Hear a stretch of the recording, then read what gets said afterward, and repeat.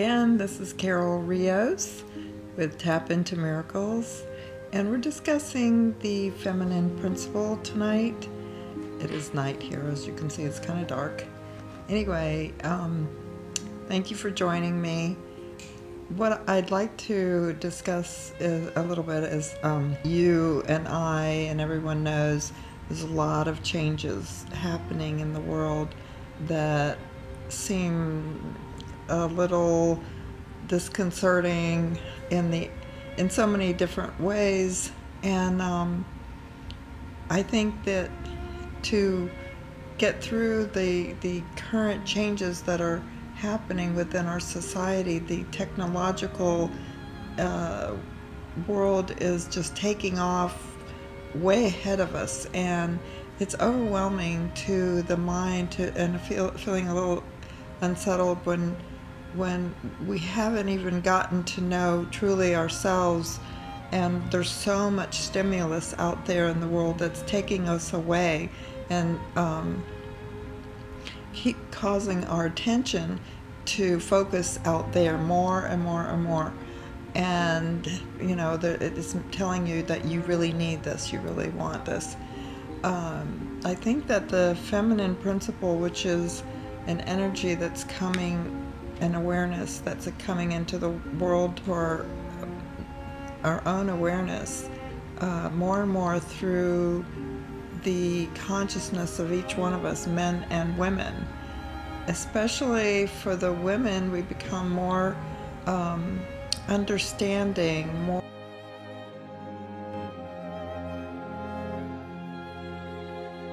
nurturing. That feminine side is the love principle, the nurturing. You're not just doing it out of a sense of duty, you're doing it out of a sense of love and caring. And when that is awakened in the male, it creates a wonderful balance in society. And that's not to say that the masculine side of man will be wiped out. That's not true, at least in my estimation. It is rather to enhance the life of the man, bringing to his awareness that love principle that may have been stifled because of society's desire to keep them being strong. And you know, men were told that they're not supposed to cry and they're not supposed to feel, and you know, because they were warriors. And we don't need that anymore. As much as society would like to tell you the opposite, we need desperately to get in touch with that feminine principle, which is awakening. And it's not desperate anymore, it is happening, whether we like it or not.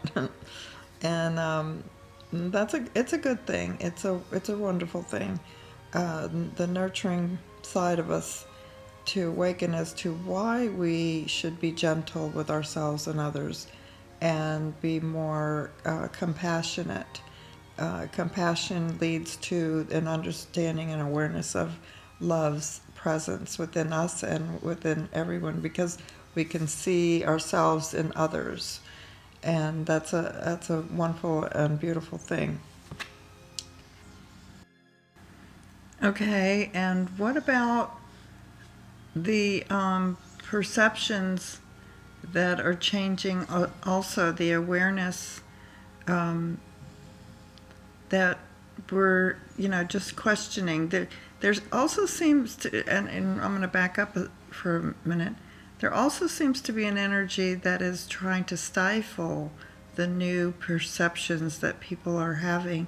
So it's almost like as we get into a greater awareness in one aspect, you have an energy within the world that seems to be trying to keep things status quo, as if there's a great fear of things changing too much. What would that cause? What would happen if everyone became this so-called empowered being on the planet? You know, it's like, who would be in control? And the good news is that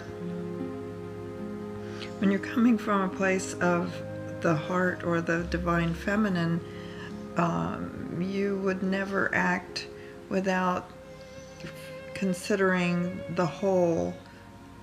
You would only act with compassion for the whole of life, the whole of the world.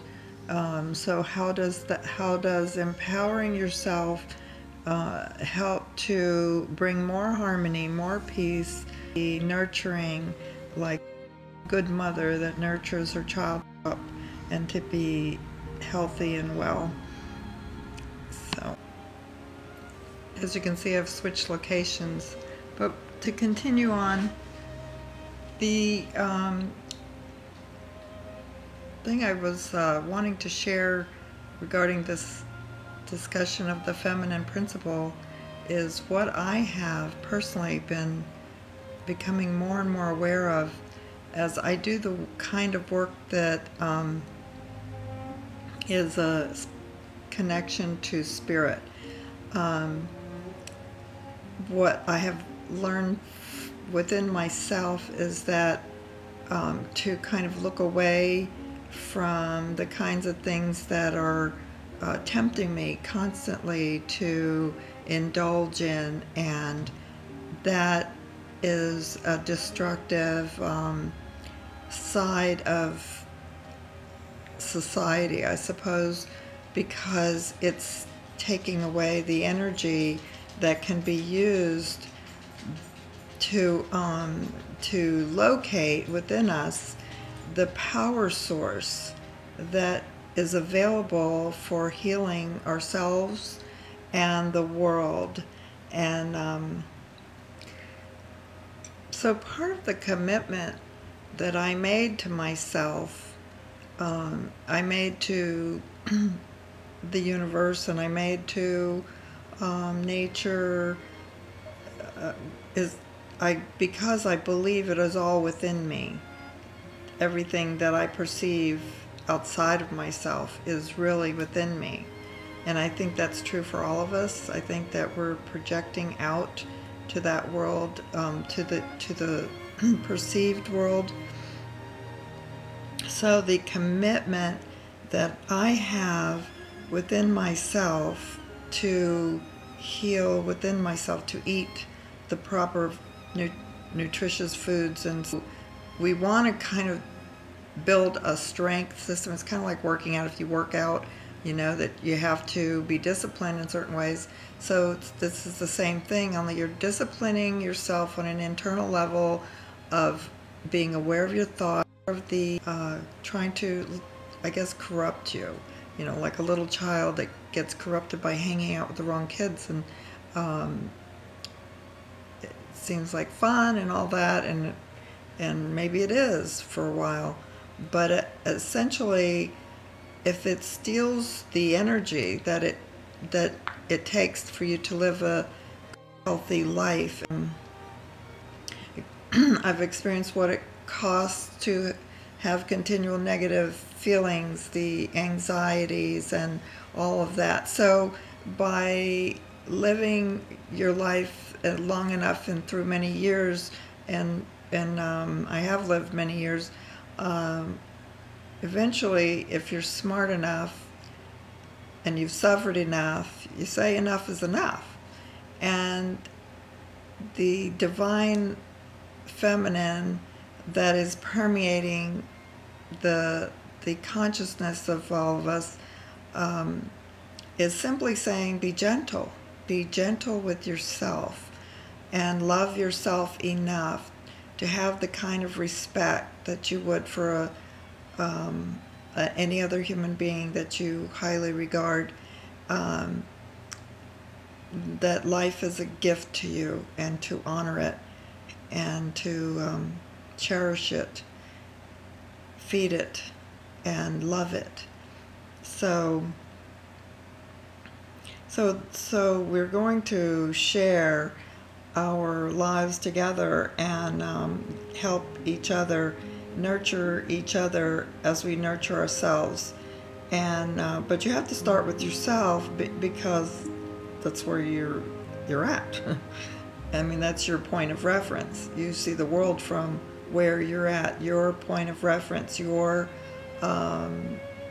makeup, your design, your DNA, that little code that made you what you are today is unique in a very creative, very beautiful, very artistic pattern of life that is here to bring us, like, like you wouldn't want, if you saw a field of flowers and they were all different colors, you wouldn't want to take one color, remove one color or design from that beautiful palette, because it would diminish that the essence of all of that. So that's who we are. We are here to bring something beautiful to this world, and as we awaken to the knowledge of who we truly are and the power that we truly possess, and we do truly possess it, the shedding of the ego mentality that tells us that we need and that we should want and we should acquire all of the things that the world says that we need, and to be afraid of this and protect yourself from that. All of that is going to be kind of cast to the side because of all the truth that's moving in to replace it. And then one day when we realize that with that little tiny amount of faith in ourselves, we can truly move mountains. It said that literally in the Bible, that there are so many miracles that we can do and greater. So the fact that we don't do them only means that we don't believe in it. We don't have faith in that. So that is where we're healing. That is where the divine feminine gives us enough time and essence to sit back and nurture ourselves, to become aware of who we truly are, and to love ourselves enough to grow in that essence, and just plant that seed in your inner mind, the inner subconscious mind, every day, a little bit more and more, abstaining from the kinds of things that steal your power. And you know what they are.